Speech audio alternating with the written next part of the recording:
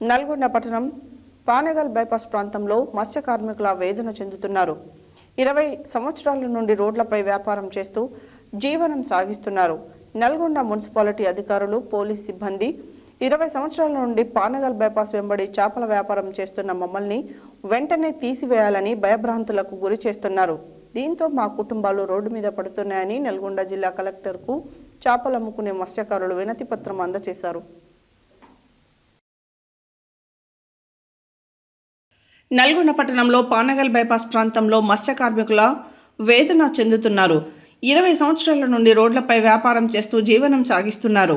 Nalgonda municipality అధికారులు, police సిబ్బంది 20 సంవత్సరాల నుంచి పానగల్ బైపాస్ వెంబడి చేపల వ్యాపారం చేస్తున్న మమ్మల్ని వెంటనే తీసివేయాలని భయభ్రాంతులకు గురి చేస్తున్నారన్నారు.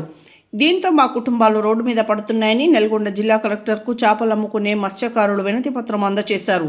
100 కుటుంబాలు రోడ్డున జీవిస్తున్నారని, వారి జీవనం ఉపాధి కోల్పోతారని ప్రాధేయపడి తమకు జీవనోపాధి కల్పించాలని కోరారు. తెలంగాణ ప్రభుత్వం మత్స్యకారుల విన్నపాన్ని తక్షణమే పరిష్కరించాలని మత్స్య కార్మిక సొసైటీలు కోరుతున్నారు.